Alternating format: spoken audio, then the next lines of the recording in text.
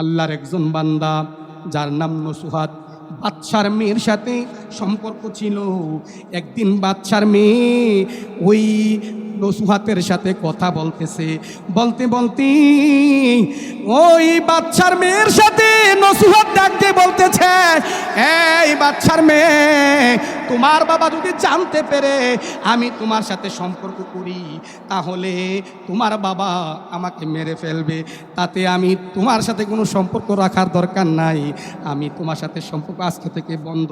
বাদশার মেয়ে বলতেছে, না, তুমি যদি এতই ডরাও তাহলে তোমাকে আরেকটা সহজ রাস্তা করে দিব। সহজ রাস্তাটা কি? সহজ রাস্তাটা হলো, আমার বাবা আমার বাড়িতে 20 জন দাসী রাখছে, আর তোমাকে আমার বাড়িতে দাসী সেজে যেতে হবে। আমি পুরুষ কিভাবে দাসী সাজবো? আমার বাবা আমার জন্য একটা কক্ষ রেখেছে, আমার এই কক্ষের সমস্ত সাজগুজ করার জন্য একজন দাসী দরকার। আমি আমার বাবার কাছে বলবো, বাবা আমার এই কক্ষের জন্য একটা দাসী নিযুক্ত করে দেন। তুমি যদি মেয়ের বেশ ধরে তুমি আমার বাবার কাছে আনয় বিনয় করো, আমার বাবা আমার এই কক্ষের জন্য তোমাকে রাখবে। আমি আমার বাবার কাছে আগ থেকেই বলে দিয়েছি আমার কক্ষের জন্য একটা দাসী চাই। এই প্ল্যান যখন শুরু হয়ে গেল, ওই নসুহাত যুবক ছেলে এই মেয়ের বেশ ধরে, কন্যার বেশ ধরে বাদশার বাড়িতে হাজির, ডাক দিয়ে বলতেছে, বাদশাহ আমি আপনার কাছে আসছি গো, আমি 3 দিন যাবত অনাহার, আমি অসহায়, আমি আপনার বাড়িতে দাসী হয়ে থাকতে চাই।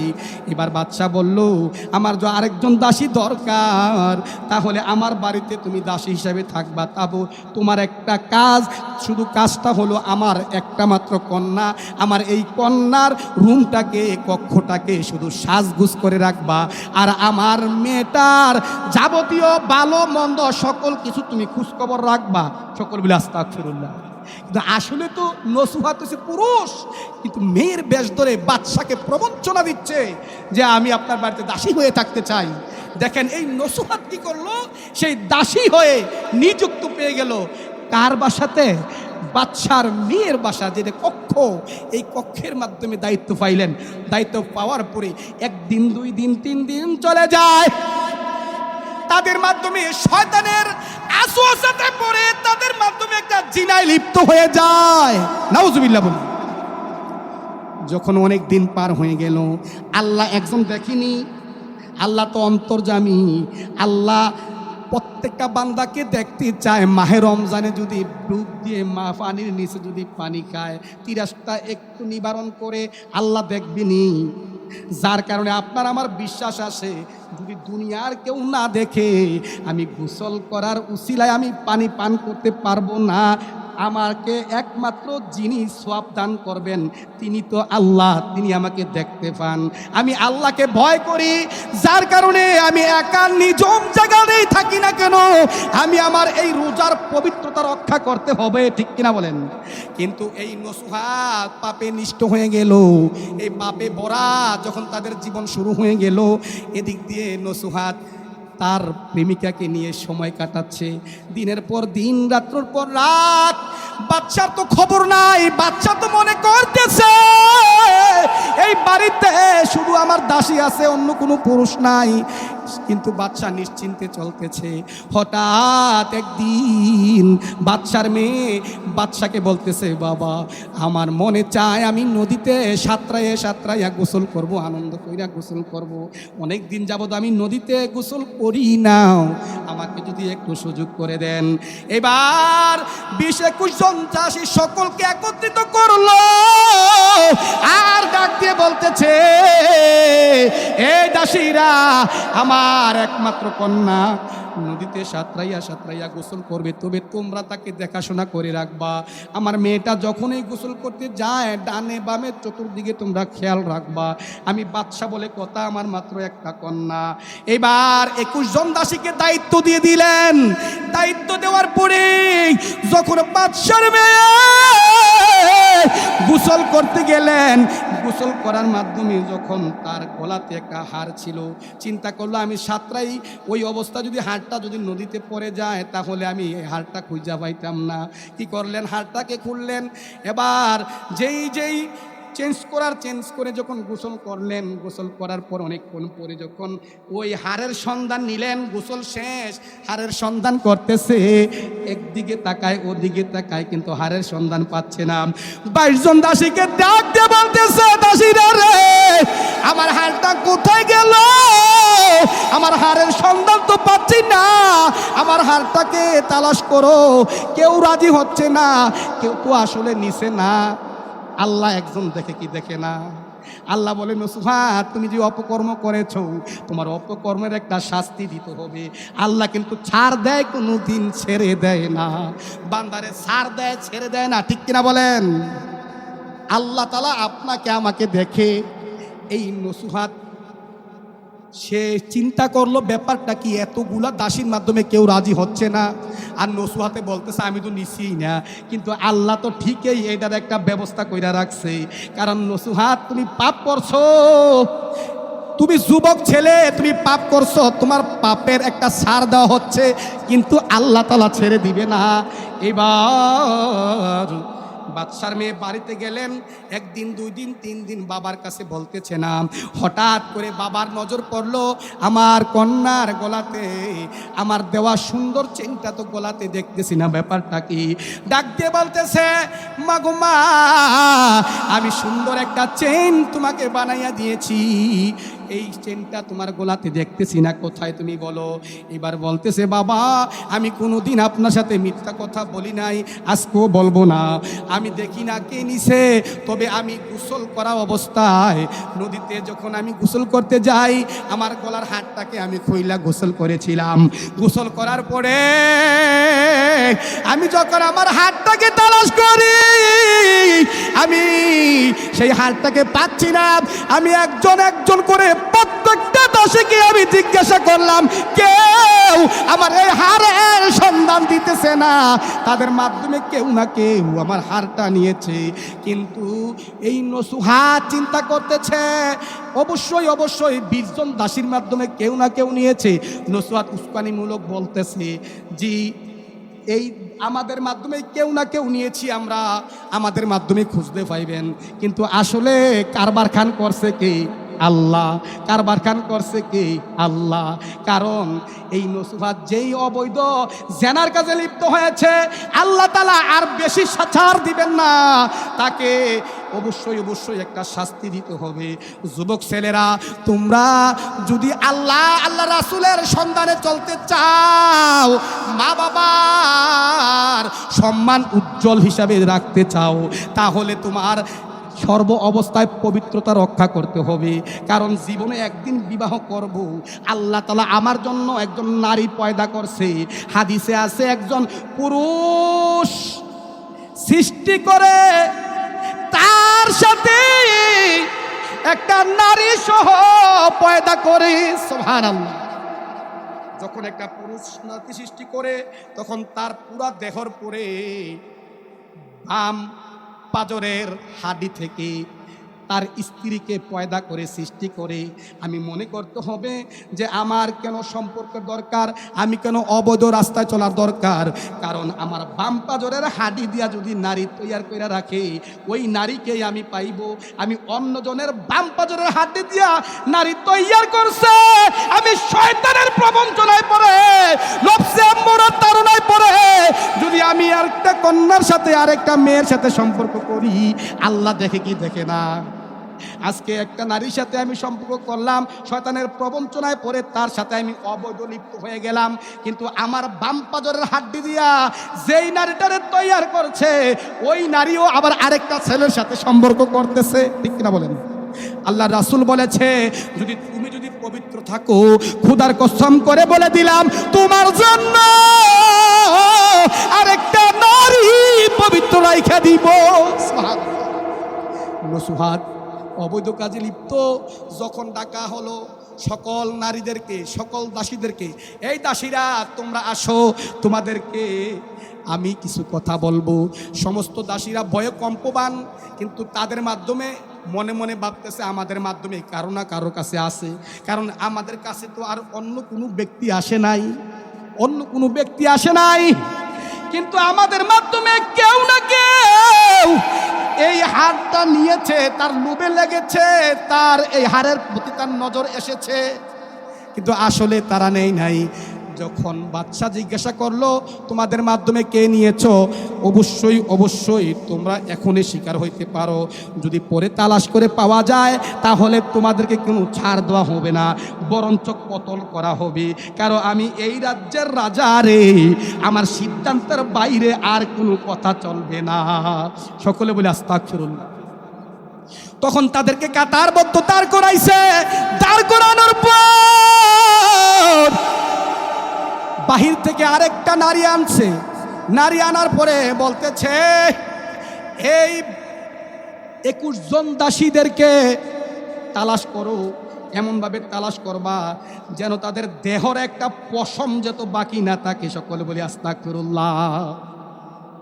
তাদের বেডিং পত্র চেক করা হলো, পালো না, তাদেরকে কাতারবদ্ধ হয়ে দাঁড় করাইলো।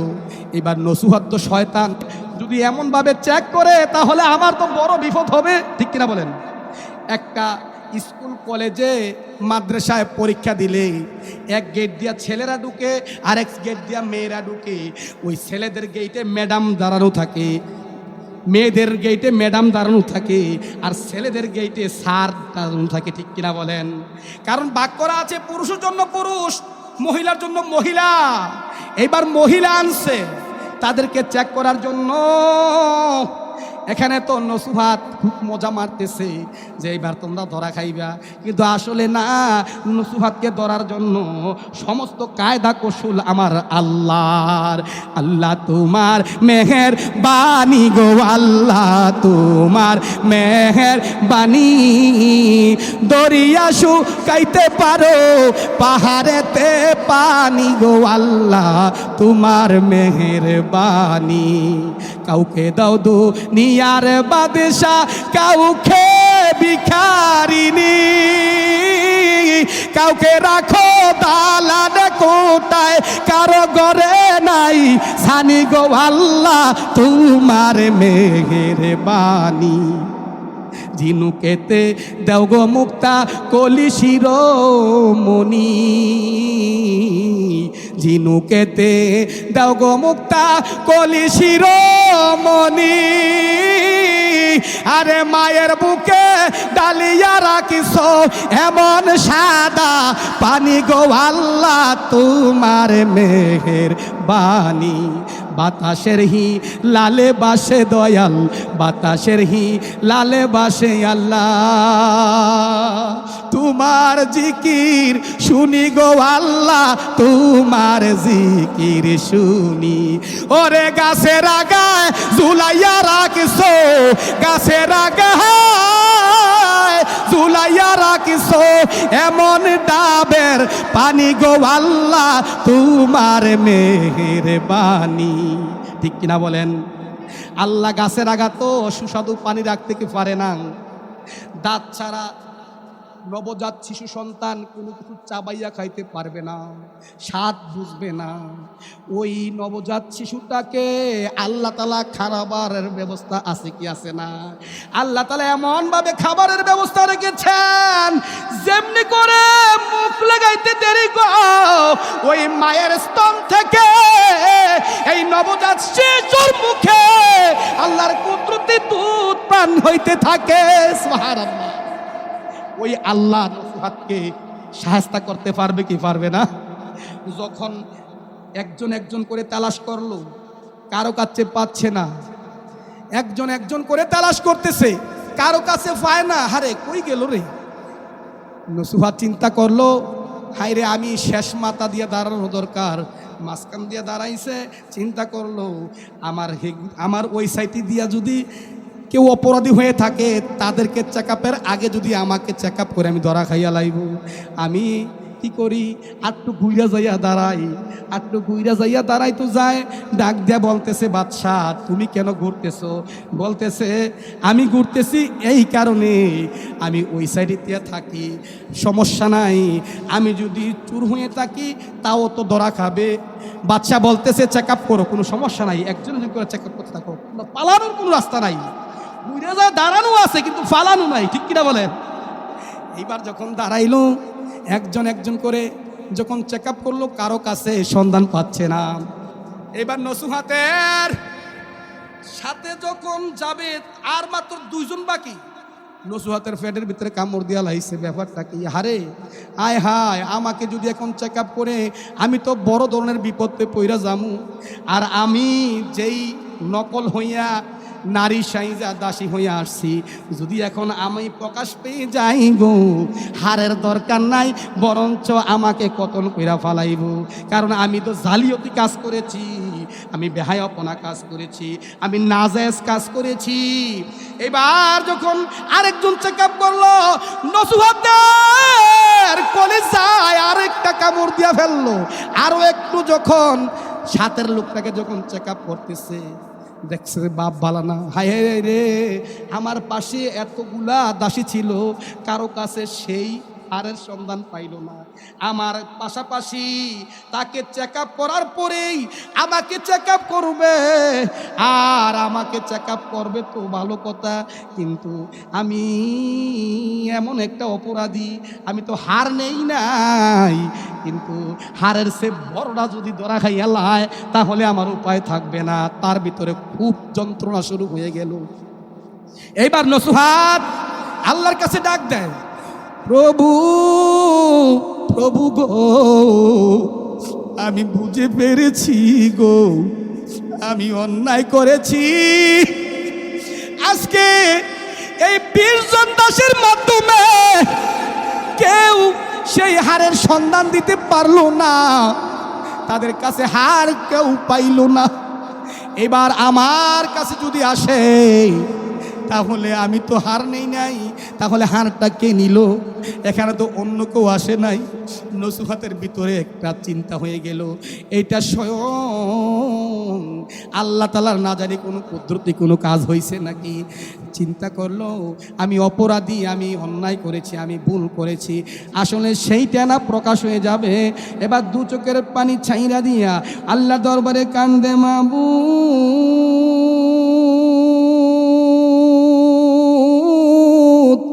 মাবুদ গো, আমি ভুল করেছি, আমি অন্যায় করেছি, আমার মতো এত বড় পাপী আসমানের নিচে জমিনের উপরে কেউ নাই। ও প্রভু, আমাকে ক্ষমা করে দেন, আমি তওবা করেছি, ইস্তেগফার পড়তেছি, বলতেছে আস্তাগফিরুল্লাহ রাব্বি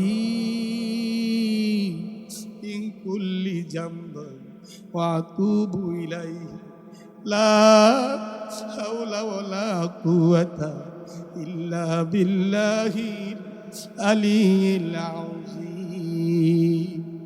যখন আল্লাহর কাছে ইস্তেগফার করে 2 চোখের পানি ছাইরা দিয়া কান্দে আর বলতেছে, প্রভু